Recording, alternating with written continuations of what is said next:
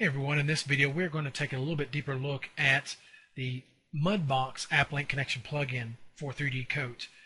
And the reason for this is that there is new support for importing UV tiles as well as exporting UV tiles. And essentially what 3D Coat does is it works with just a standard texture workspace, a 0 to 1 texture workspace like this. There are no adjacent tiles, but there are other applications that do work exclusively with tiles, and Mudbox happens to be one of those. Alright, and what it does is it's almost like taking your UV maps and laying it out on the table, if you will, whereas UV sets and multiple UV maps in 3D Coat is almost done in a layered fashion, and they all occupy the same 0 to 1 texture space. Now it's not a problem at all when you're exporting to external applications like 3D Studio Max, Maya, Cinema 4D, and so on. But it is a problem, a major problem, when trying to send it to applications like Mudbox because it doesn't understand that format. Okay, so without further ado, let's go ahead and go back to the paint room, and you can cycle between your UV maps here as well in the texture editor. Okay, so let's go ahead and go to the File menu. I'm going to export to Mudbox via this app link, and I'm going to navigate to My Documents, the 3DC to Mudbox. This folder probably will be created when you install the plugin. I created a subdirectory for it just for this model. I'll name it. Okay. And so the important thing to keep in mind here is to make sure that the export UV sets as tiles is checked. So okay.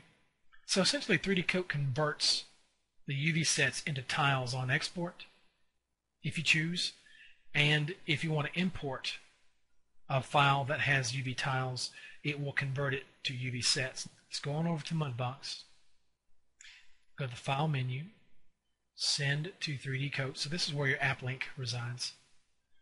Update scene, and you'll notice that some of our texture maps didn't come through. So I'm going to go to the UV view, and you can see the UVs came through properly, but we're having issues with the texture maps. Yeah, what we need to do is go ahead and save the file.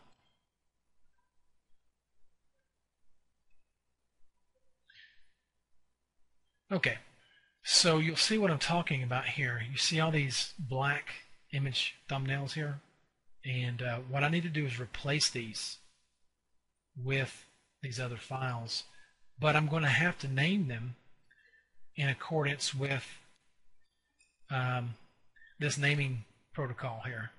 And that is the map type as well as the UV coordinates at the end of the file name. So it's very peculiar in this way.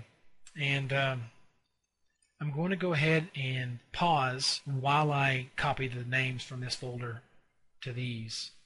Okay, so I got those changed and I pasted them into this directory, replaced those maps, so we should be good to go. All I need to do at this point now is just reopen the scene.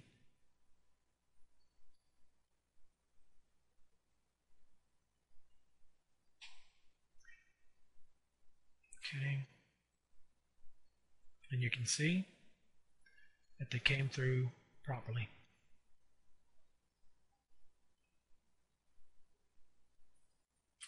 Alright, so when you export, you'll also have an issue with these texture maps.